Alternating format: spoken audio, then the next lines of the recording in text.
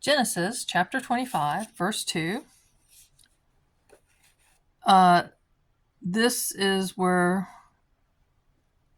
Abraham takes a concubine, or second wife, or third wife, however you want to list it. And she bore him all these children.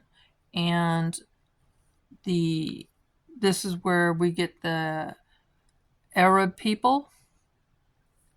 Abraham is their father, but through his Keturah, after Sarah's death, that she gets listed as concubine and wife. But I believe in that culture of that time, it was very much the same thing.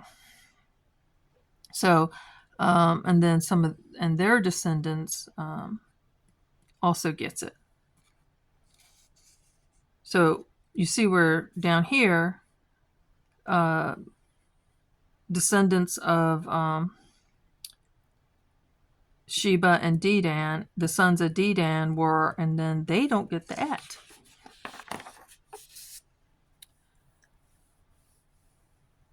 All that he had, Abraham, and gave Abraham give all that he had into Isaac, is the way it's said in the King James and our English. But the Et is before all the things that he gave to Isaac. Here in verse 9, Abraham has died, and his sons, Isaac and Ishmael, buried him in the cave of Machpelah in the field of Zephron. This is where he had bought that land. So Abraham was buried with Sarah. Now, notice in a verse previously, as the new sons that came along after Isaac, when they reached a certain age, Abraham gave them some wealth and sent them away from Isaac, so that there would be no dispute or fighting over property when Abraham died. But interesting enough, Ishmael is there to bury his father. So Ishmael was not that far away during this time period after Isaac was born, and then Ishmael was sent away. But in this verse, only Isaac gets the Et. Verse 10.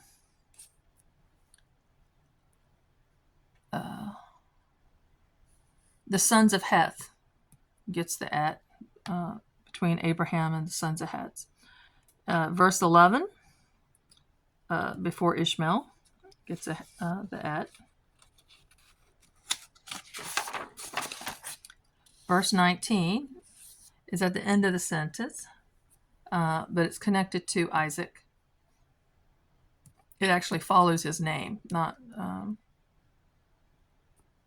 you can see it's at the end of that. Oh, sorry, there it is. I got it wrong. It's right before his name. Verse 20, the Et is before Rebekah.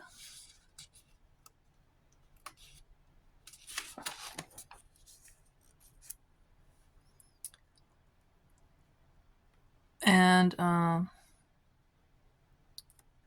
there is a lot more twins. But this one, I believe Cain and Abel were actually twins. The word, and again, should have been she continued to bear. That word, the Hebrew word that gets translated as again, made it look like later she got pregnant and had another child. But it's, just read it for yourself. And now this definitely, she has twins. The children struggled together within her, and she said, if this be so, why am I thus? And she went to inquire of God. And the Et is, so she's inquiring of Et Yahweh. 26, this whole heel catcher thing. And it's 8:53, and it gets translated as she bore them, but Et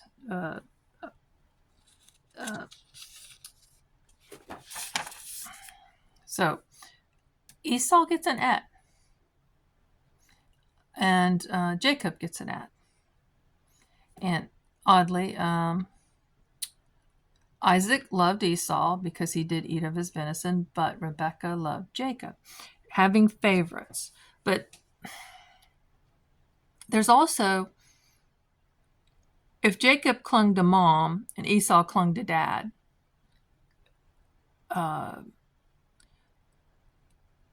I have 2 grandsons by my daughter, and they're close in age, and their personalities are wildly different. And when they were still kind of little, but old enough to understand some stuff, my daughter was accusing me of having favorites, that I picked the older grandson, that he was my favorite. And you can deny stuff, but if people want to accuse you of something, how do you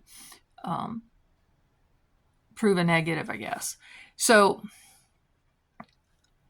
I didn't argue. I quit arguing. I quit saying, it's like you're wrong. I love them, but I didn't go down that road.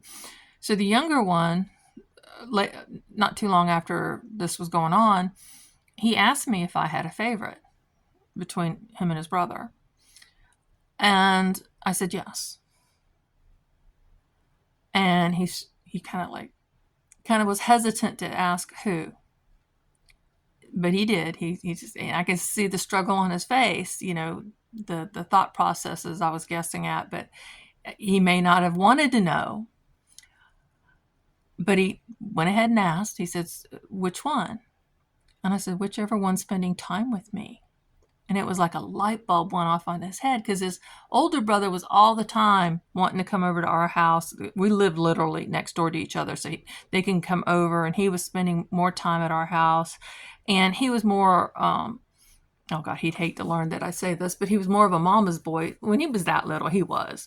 And he just wanted to spend time with mom. He just wanted to hang out with mom. That's, if he had all of our laps to sit in, it was his mom that he was sitting on her lap.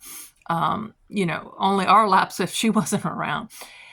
But he understood. He's like, oh, so if he wanted to be my favorite, that's all he had to do was spend time with me. And but how it goes on when, in our culture, our kids grow up and they move away. In their culture, they stay. And they, until mom and dad's dead, and they take their inheritance and moves on and do what they want then. That Abraham had to leave his family to follow after God is very, very, very telling. But the whole thing about favoritism happens again and again. We'll see it with Jacob. We'll see it with there's other. So Esau, and I believe there's a verse later that Jacob whom I've loved and Esau whom I hated, and that's a kind of a very misleading thing. But over here is where Esau sells his birthright, and here's what I found very interesting. But Jacob said, "Sell me this day your birthright. Sell me this day at your birthright."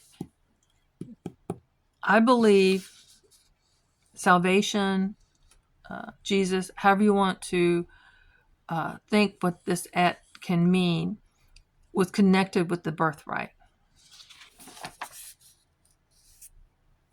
And Jacob said, "Swear to me this day." And he swore unto him and sold his birthright unto Jacob.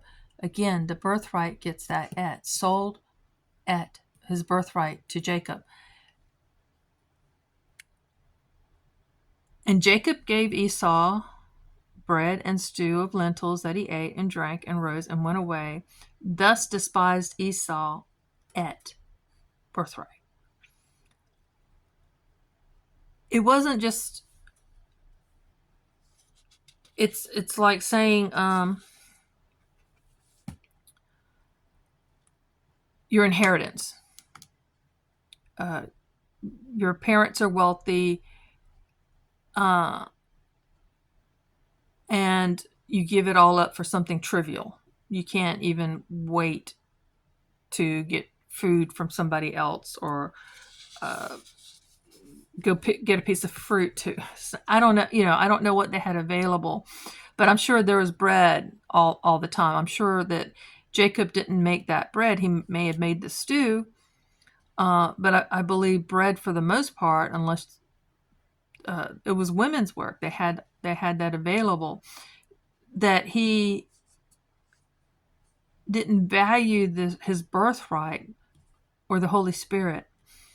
Been trying to study about the unforgivable sin, blaspheming the Holy Spirit, and I think this is what that was. Lots of lessons. Sorry, I get sidetracked so easily.